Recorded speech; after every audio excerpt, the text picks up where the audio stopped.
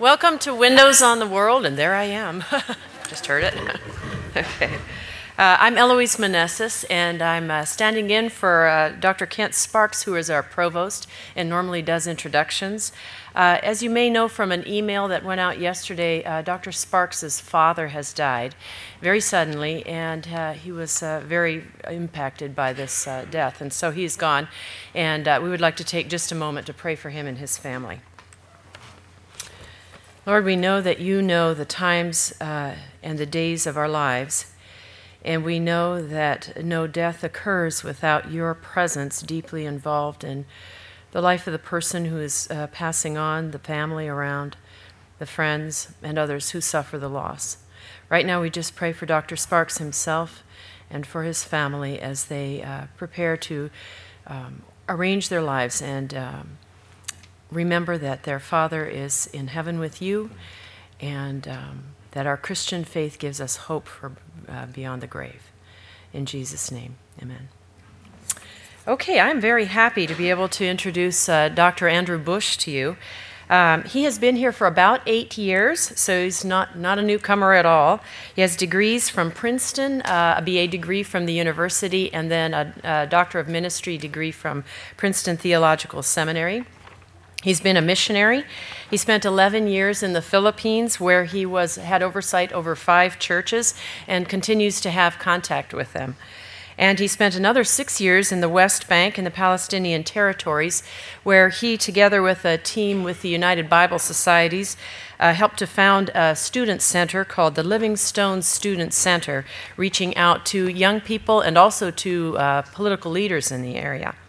Before that, he was a pastor, so he has quite a lot of ministry experience, and his wife is with us too. Karen, I tried to find you all. Oh, there she is in the middle. Karen was a midwife while she was in Palestine, and then came here and became a student here in our social work department, graduated, and is now a social worker. So it's good to have you also. Dr. Bush describes his mission as follows. It is to encourage the Christian community to turn a page in its historic and often hostile relationship with Islam, and to begin to bring a witness of the love of Christ through a new dedication to servanthood in humility. He spent the sabbatical that he had last semester writing a book. The book is entitled Learning from the Least, Reflections on a Spiritual Journey in Palestine. Dr. Bush. Thank you. Thank you, Dr. Manessis, and thank you all for coming today. Wow, what a turnout. And I appreciate you coming because I feel this is a very important topic. It's a topic that engages and affects so many people around the world. When Dr. Sparks, our provost, asked me early last summer if I would speak on perspectives on Israel and Palestine, honestly, I gulped, because this is a very difficult subject that inflames many emotions and divides many people, because passions are very high concerning this topic. For instance, we see these young Christians marching in the streets of Jerusalem to show their fervent support of Israel, and young people marching equally as fervently to exhibit and call for justice for the Palestinian people. And often around this subject, there's a lot of confusion because it's reduced to great simplicities which are not helpful.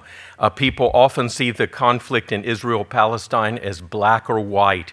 One side is completely righteous, or the other side is completely evil. And then the discussion on this topic is confused by simplistic slogans often heard, especially in the West. For instance, the return of Jews to the land is a fulfillment of biblical prophecy. Therefore, to oppose the policies of the modern state of Israel is to oppose God. Or, Palestinians are an invention of Yasser Arafat. They didn't exist before Zionism. Or, Zionism is racism. Or, on the other hand, Islam is anti-Semitic. So our goal today is to try to be informed of the conflicting ideas about Israel and Palestine, both between these faiths, all of which have a stake in the Holy Land. The populations are Jewish and Muslim and Christian. And within each faith tradition, what are the voices that are speaking? And from this, then, I hope we can gain some perspective to critique some of these slogans we just heard, or perhaps even your own position. And above all, I hope we can find common ground to build bridges for peacemaking between the faiths and for there to be peace in the Holy Land. And so I start with this assumption as a Christian that we are called to be peacemakers. As Jesus said, for they will be called the children of God. And as the Apostle Paul said, if it's possible, as far as it depends on you, live at peace with everyone. So that's my starting premise, that we should be working towards peace. Just a very quick political snapshot. Many people don't understand the contours of the land, and when you say the West Bank or the Palestinian territories, they're unclear about that or what the conflict is about. Here's a map of Israel, and Israel proper is in the light yellow, and the Palestinian territories are included within the West Bank and the Gaza Strip, and it's on this land that Palestinians seek a sovereign state. The problem is that the West Bank is occupied, as it has been since 1967, by the Israeli military, and Gaza, although soldiers are no longer inside of Gaza, Gaza is under siege by land and sea and air, and so it's occupied from the exterior. And so the problem is, the passions are whether a Palestinian state should be created, what would be its borders, what would happen to Palestinians who were made refugees in the 1948 war, etc. But I want to begin by talking about perspectives on Jews and the land within Islam. And I want to start with Islam because it's most unfamiliar to people. And I want to look at several Quranic texts. But just as a preface, I would say we find that there's some Quranic verses that establish a positive view of the Jewish people and their calling, and there are other verses that are not as positive towards the Jewish people and Christians. And roughly, generally speaking, though I'm not going to try to draw a straight line between A and B here, these two Quranic emphases are reflected in contrasting political approaches to Israel and Palestine. Let's begin with this verse. And this is a basic Islamic assumption. The Quran says, "Do not dispute with followers of the book." And the followers of the book are Jews and Christians, except by what is best, except with those of them who act unjustly and say, we believe, but Muslims should say, we believe in that which has been revealed to us and revealed to you. And our God and your God is one, and to him do we submit. So this is a basic assumption of Islam, that Christians, Jews, and Muslims serve the same God. And so Muslims see themselves as part of the same spiritual family as Jews and Christians. And they're very surprised when we don't have the same perspective. They see us as their first cousins spiritually. Here's another verse. "Verily, those who believe and those who are Jews and Christians and Sabaeans who are monotheistic believers, whoever believes in God in the last day and does righteous good deeds shall have their reward with their Lord. On them shall be no fear, nor shall they grieve." This verse indicates that the faith of Jews and Christians is honored by God. I asked a Muslim sheikh of a mosque just 5 minutes from here some time ago, will Christians and Jews be saved? And he said, well, not all Muslims would agree with me on this, but I believe they will be. Another text. And there are certainly among the people of the book, Jews and Christians, those who believe in God and in that which has been revealed to you and in that which has been revealed to them, humbling themselves before God. They do not sell the verses of God for a little price. They don't sell out easily. For them is a reward with their Lord. Surely God is swift in account. Speaking highly of the faith of Jews and Christians, that they are people who honor their own faith. Here's a very unusual verse, and there's a lot of discussion about this verse in the Islamic community. And mention, O Muhammad, when Moses said to his people, O my people, remember the favor of Allah upon you when he appointed you among your prophets and made you possessors and gave you that which he had not given anyone among the worlds. O my people, enter the Holy Land which Allah has assigned to you, and do not turn back and thus become losers. And so there's a Quranic basis for an acknowledgement of the relationship of the Jewish people to the land. Now, so out of this trend, out of this Quranic trend that sees the people of the book very positively, there has been an historic tolerance of Christians and Jews. And let me just mention that, for instance, in the Middle Ages, with the rise of the Inquisition in the Iberian Peninsula in Spain, when Jews were driven out of Spain by Christians, they found refuge in primarily Islamic countries. So the idea that there's this long historic hostility between Jews and Muslims is incorrect. And so out of that spirit, there are Islamic voices for peace and rapprochement with the Jewish people and with Israel. For instance, this is the can be reflected in the Arab Peace Initiative, which was first proposed in 2002 and reaffirmed in 2007, and which offered a complete normalization of relations between Israel and all the Arab League nations, all the Muslim-majority nations in the Middle East, in exchange for a just settlement of the Palestinian issue, which could be negotiated. And then there are individuals who are really prophetic voices of peace. And I want to introduce you to a very important man, a very godly man named Dr. Izzeldin Abulesh. He was raised in Gaza in a refugee camp, in Jabalia, a refugee camp in Gaza, educated there as a boy, received his medical education in London and in Cairo, and became the first Palestinian physician to join the staff of an Israeli hospital.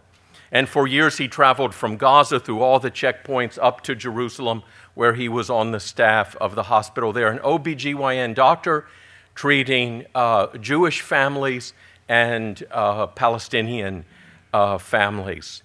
In 2008, Israel invaded Gaza as a result of a response to the rockets that were flying out of Gaza. And it was really a terrible conflict for several weeks. More than 800 Palestinian civilians were killed.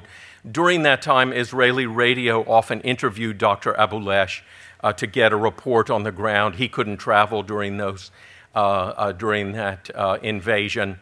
And one day, an Israeli tank fired in a way that appeared to be directly at his home and killed his 3 oldest daughters instantly and gravely wounded a 4th.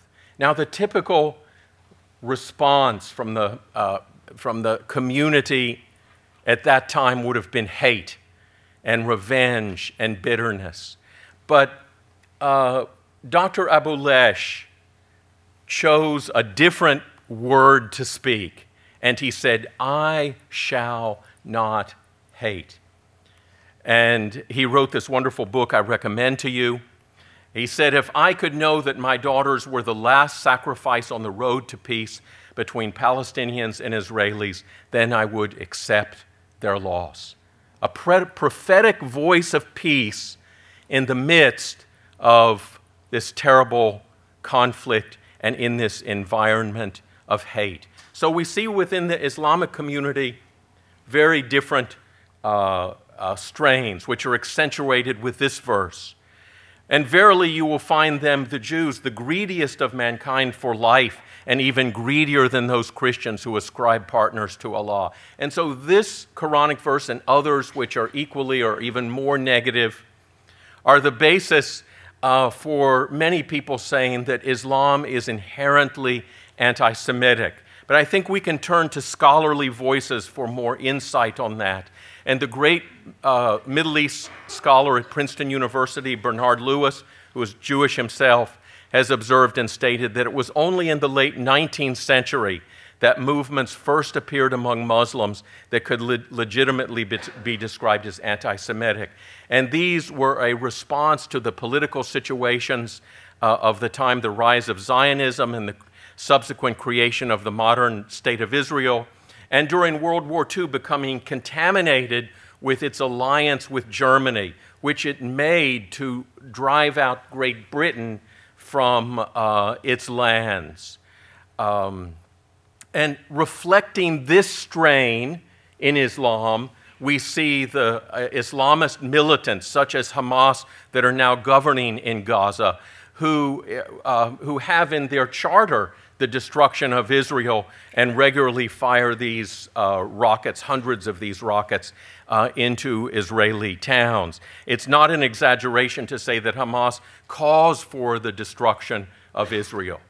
But often this is the only picture Christians in the West have when they think of Muslims in the Holy Land in the Middle East. But we see there are two very different strains and two very different spirits. Now let me just speak of Judaism. The land, of course, is central to Judaism and for the Jewish people. These verses in Genesis you're familiar with. I'll just read the first. The Lord appeared to Abram and said, to your descendants, I will give you this land. And many Jews regard this as just a hard promise, which is eternal, and it literally conveys the land to the Jewish people today. And as this is central in Judaism, the land, it's mentioned in prayers and in religious festivals, and there's a constant reminder of the land in the Jewish faith.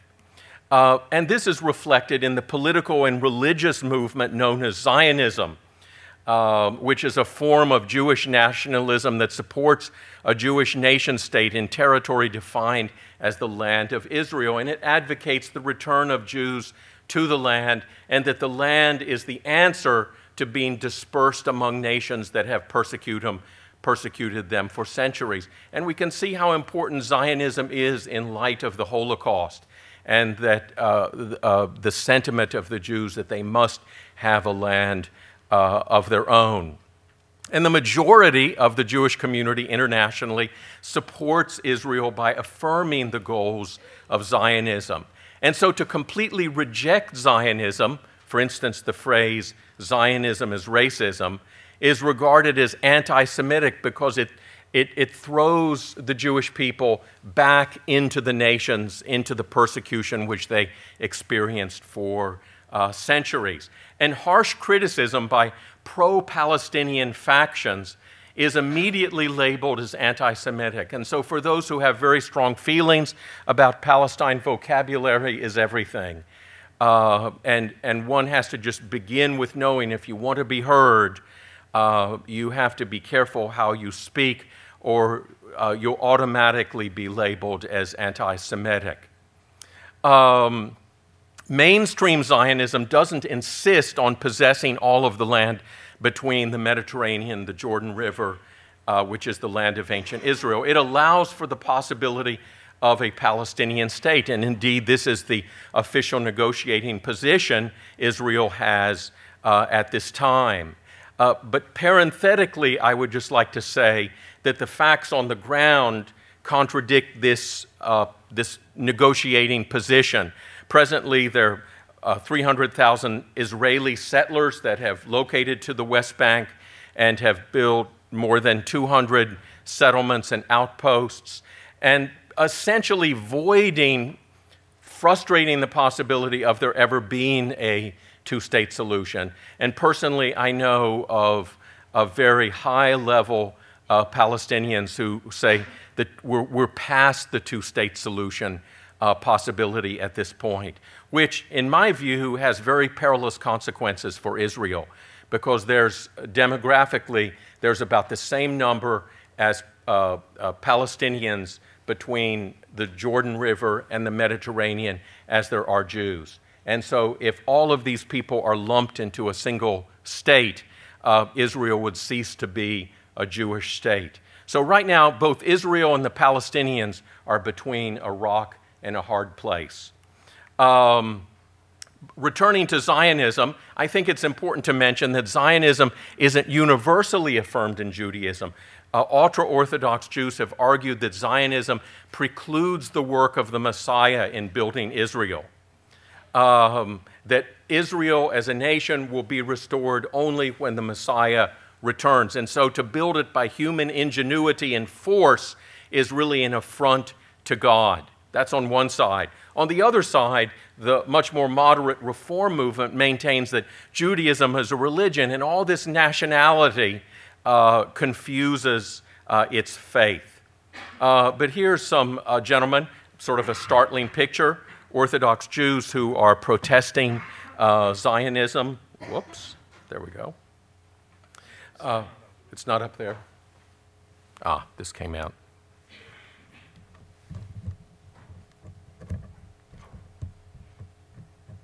And they may need some technical help. Ah, it's upside down. That helps.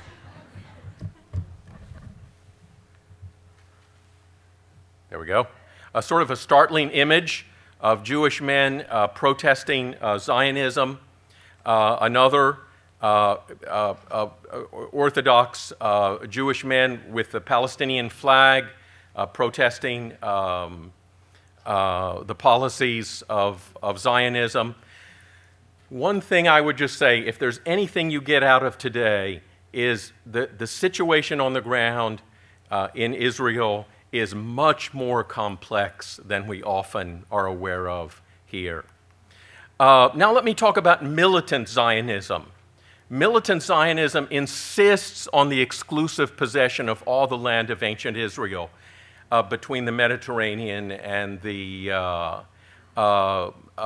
Jordan River and beyond, and promotes taking it by force. Some promote the ethnic cleansing of the Palestinians by transfer to other Arab nations, and just completely reject the idea of a Palestinian state. Now, this is not a pleasant picture, but I'm taking you on a brief tour of life in the Holy Land off the package tour route.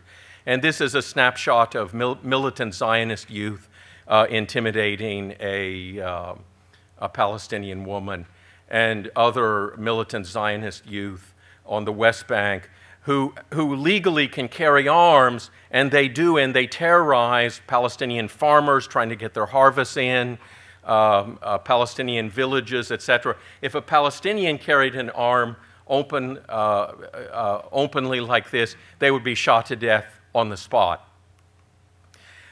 Now, a very important voice is rising up among Zionists who protest the excesses of militant Zionism. And this is a book, it was in the New York Times, lists, and that just came out a year ago. Peter Beinart, who is an American Jewish journalist, whose book is entitled The Crisis of Zionism, and he argues that the extremes of Zionism are undermining the moral fiber of Israel and its validity as a nation. Another voice is Gershom Gorenberg. His book, again, just came out in 2012, The Unmaking of Israel. And he argues that the policies of Israel on the West Bank are now being imported into Israel and are undermining it as a democracy. Two books I recommend. But one of my heroes I want to introduce you to as sort of a parallel prophet for peace, parallel to Dr. Abulesh, is Rabbi Michael Lerner, who's based in San Francisco. He's an American, but he's lived many years in Jerusalem, and a recent book that he has written entitled Embracing Israel-Palestine, a Strategy to Heal and Transform the Middle East. He's the founder of Tikkun organization and the Tikkun newsletter. He says that the occupation of the West Bank is a violation of the values of Judaism, and he objects to militant Zionism fostering the demonization and oppression of Palestinians. He has coined this term settler Judaism, this movement of violence within Judaism to suppress a people, to take land by force. And he argues that this is disfiguring Judaism and violating its values, but that many moderates in the Jewish community are sort of being bludgeoned into, bullied into submission by the settler Judaism movement, that if you're not with us, you're against us. If you're not with us, you're anti-Semitic, etc. And so he argues that it's really harming Judaism today. He says that to make the statement along the same line that Israel as a Jewish state grossly misrepresents Judaism, and he feels this is an important issue because it's turning off a whole generation of younger American Jews who just want to have nothing to do with the policies of Israel towards the Palestinian people.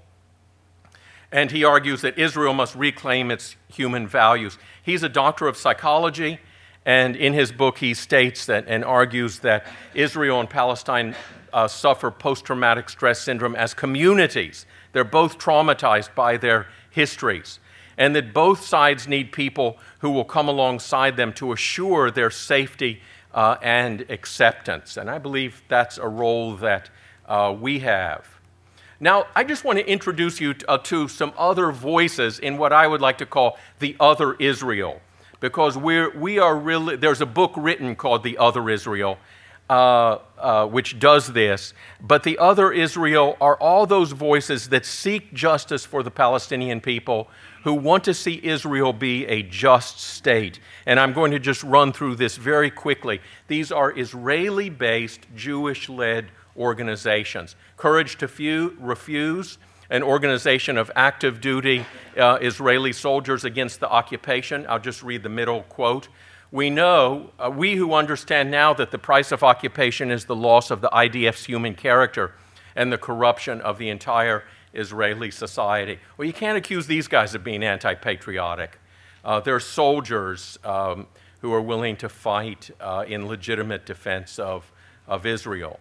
B'Tselem, an organization which collects data on human rights violations. The Israeli Committee Against House Demolitions, led by Jeff Halper, that protests the demolition of Palestinian homes and takes groups of young Israelis into the Palestinian territories to rebuild those homes. Rabbis for Human Rights, who go out and act as a human shield against the kind of militant toughs I showed you in that previous slide carrying their rifles. They act as a human shield to protect Palestinian farmers when they're bringing in their olive harvests, etc. So when you see all those voices, oh, here's a quote from Rabbis for Human Rights, which begins to give you sort of the flavor of this community in Israel. While the increasingly dominant nationalistic and particularistic understanding of Judaism echoes loudly in Israeli society today, Rabbis for Human Rights reflects a Zionist commitment to the values of justice and equality as expressed in Israel's Declaration of Independence. Good quote. So when you hear all those different voices, I think you get back to a simple question. Someone may ask, do you support Israel? And I think the legitimate answer to that question is, which Israel? The Israel that seeks to do justice and walk in the values of the prophets, or the Israel that's oppressing an indigenous people?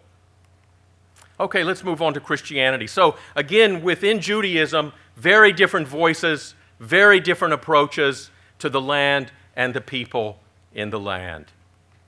Okay, among Christians, recognition of the modern state of Israel's right to exist is virtually universal. However, different theologies of Israel and the land lead to different conclusions, vastly different conclusions, concerning Palestine's right to exist and to the character of Israel. And I want to speak about two theologies, just very broadly, that include most Christians: covenant theology and dispensational theology. And very broadly speaking, we could say that covenant theology minimizes the importance of the land today and the validity of the promise of the land to Israel today. It would maintain that the promise of the land has been subsumed within the greater promise and blessings of the new covenant.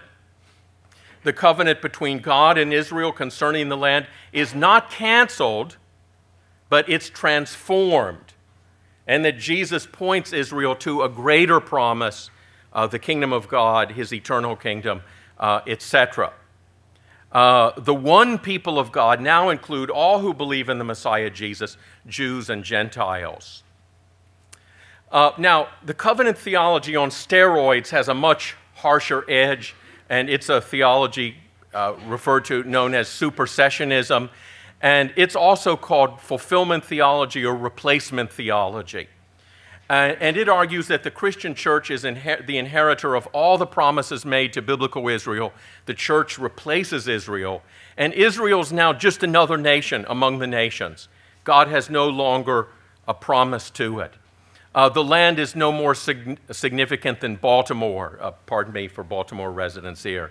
But however, people within this strain still may support Israel for human rights reasons. They'll say, of course Israel has a right to exist, but not from a biblical basis. Dispensational premillennialism or dispensationalism maximizes the importance of the land today. One of the locuses of biblical interpretation is the nation of Israel. According to dispensationalism, all the promises to Israel will be fulfilled literally. Thus, the state of Israel today is the fulfillment of prophecy, period, exclamation mark. Israel and the church are two separate entities. Even in eternity, there'll be two peoples of God. It would even argue that Messianic Jews or Christian Jews will be part of Israel in eternity and not part of the church. Now, there are many different positions within this, but this is a broad brush picture.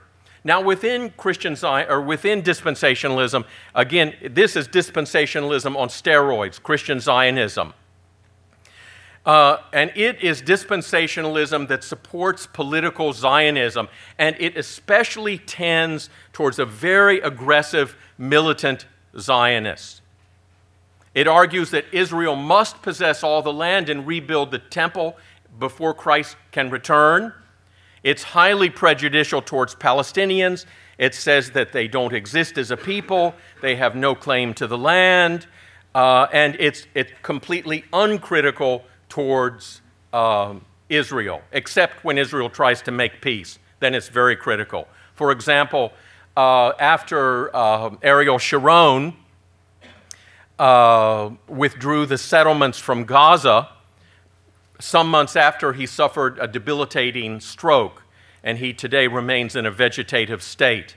And a nationally known televangelist in the United States then stated that Sharon had that stroke as a judgment of God because of pulling the settlements out of Gaza. That's Christian Zionism. That's the mentality of Christian Zionism. It supports the construction of settlements and worse. And in supporting the construction of settlements, it minimizes any hope for a Palestinian state, which it rejects anyway. Christian Zionists gather once a year at the Feast of Tabernacles in Jerusalem from all over the world to have these large ultra-nationalist rallies. in which Israel is just lifted up. And really, these are just sort of orgies of nationalism. And you have to ask, where in the apostolic teaching is this emphasis on nationalism? And what is the effect of this exaggerated nationalism on the ethics of Christ? Where do the ethics of Christ come into this? Locally in Jerusalem, this is referred to as Israel worship. So let's ask a question here, since the land is such a hot issue.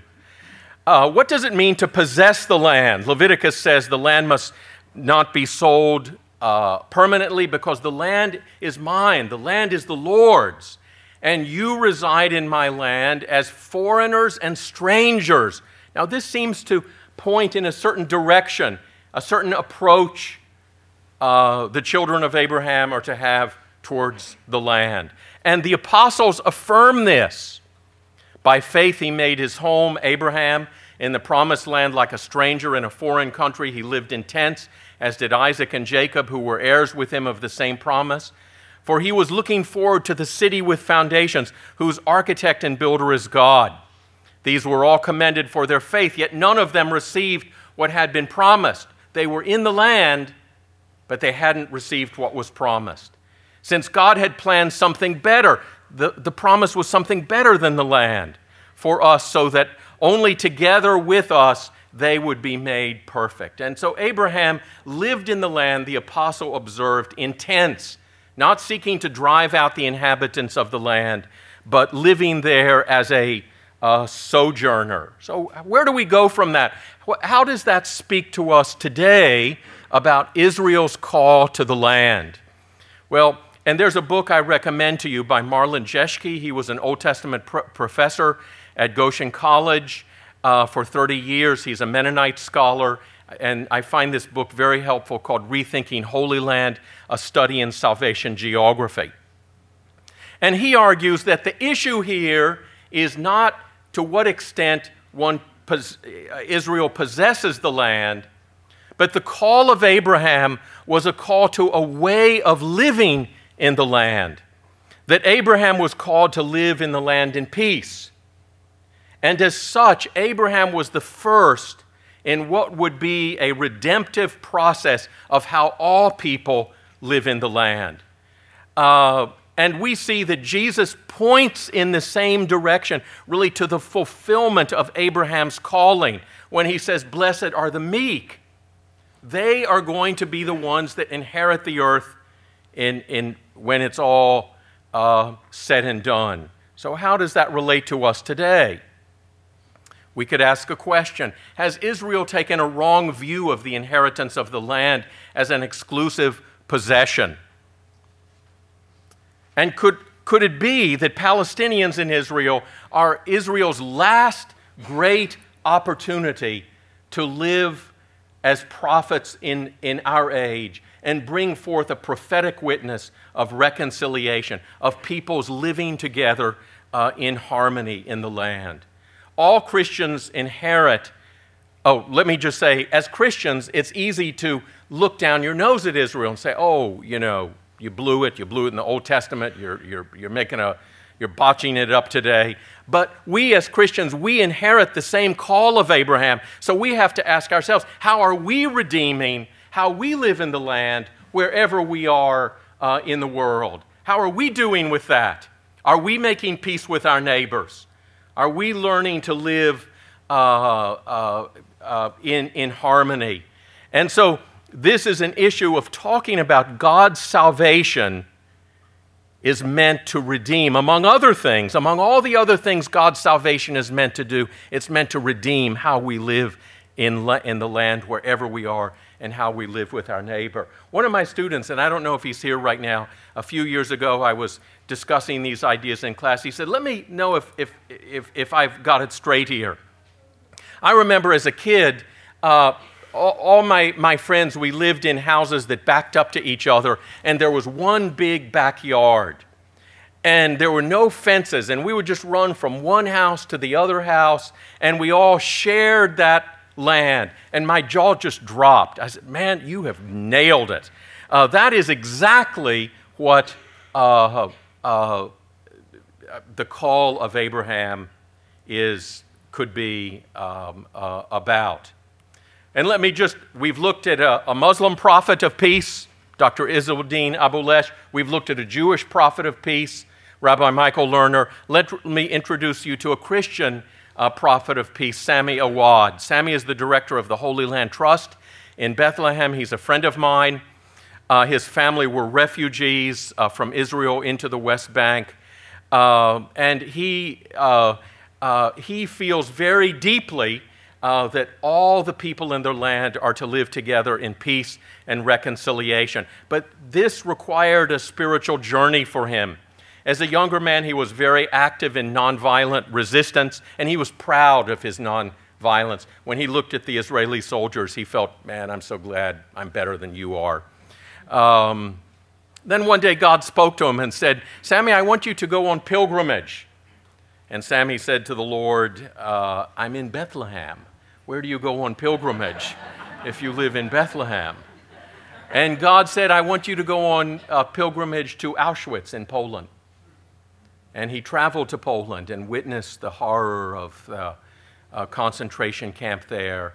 And when he returned and he thought about the suffering of the Jewish people, God spoke to him that this theology of nonviolence has to go much deeper to where it penetrates our hearts and minds, not just our action. And he began to see the Israeli soldiers at the checkpoints through the eyes of empathy, that they also are oppressed because they're being forced as soldiers. They don't have a choice to stand there or not.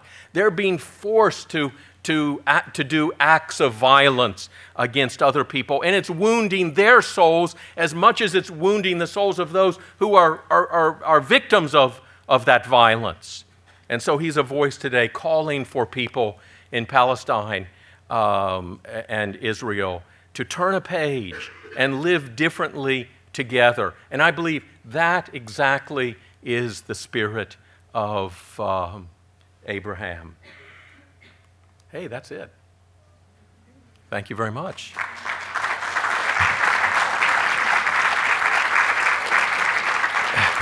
See you in Jerusalem, Palestine, Israel. We have 5 minutes for questions. Yes, in the far back. Speaking about Sami Awad, Yes. how do you think conferences such as Precedent Checkpoint and other conferences in Jerusalem, how do you think that will help relations between Israel and Palestine and the outer world? Well, that conference was a very important conference. And it faced a tremendous amount of, this was a conference in Bethlehem last March called Christ at the Checkpoint, sponsored by Bethlehem Bible College. And it brought together Messianic Jews and Palestinian Christians and Christians from around the world, big name people, to come and to talk just about this issue. And it was a powerful conference. Unfortunately, the sort of intolerant strain of peoples has just really maligned that conference, but it'll be held again, and peace always is a long shot. Someone else? Yes? Can you give a technical definition of Zionism? Well, I gave just a general definition. It's Jewish nationalism, very simply, and that seeks the return of Jews to a land called a land of Israel. Yes? How can we better support Palestinian Christians? That's a great question. Thanks so much. I think we can support Palestinian Christians by traveling to the Holy Land and getting off the package tour route and visiting homes in Birzeit, where we live, where we still have a residence in Ramallah, and listening to their stories. When people come and listen to their stories, they say, thank you so much for listening to us and just being there. So I think that kind of trip, and by the way, in our apartment a few years ago, we hosted a big group from Westmont College in California. They're Christian colleges getting out and doing just this. So I think that's a very important way. And then I think we should bring Palestinian Christians in to speak and let us hear their voice here. Thanks. Someone else? Did you get something out of this? Okay. Rod. What grade would you give President Obama in dealing with Israel and Palestine? Oh, now that's political. And you're asking a Democrat. Mike can probably answer that. We rant at each other. We talk with each other every day. You can retract your question. I would say he has a long way to go. I would say he has a long way to go. Yes? Along similar lines, what is Netanyahu's demeanor towards this? Is he pretty Zionist? Completely Zionist, very hardcore Zionist. He talks about a peace process through gritted teeth, and it's going nowhere today, and I think that's the evidence of he doesn't have much stomach for it. In the far back.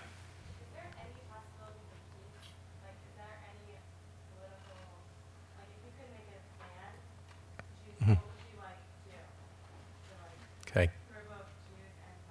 Okay. You know, this may be a cop-out to your question, but I believe the answer is spiritual, not political. And I believe that it's as reconciliation occurs between peoples, something politically can change. And so I believe that we really need to hear from each other and listen to these other voices and build bridges with the Muslims I have referred to, the Jews I have referred to, who are voices for peace, and see where that takes us. Politically, I don't see any light at the end of the tunnel right now, but I have great hope in Jesus. One more question. Yes? You talked about Christians and Jews and Muslims. Right. What about the rest of the world? Buddhists or secular? Right. Where do they fit in with this whole process? Well, Buddhists, as a peace-oriented people, are very, supportive of a peace process and supportive of Israel, but much less active in the Holy Land. So, well, thank you all very much, and I hope this was helpful for you.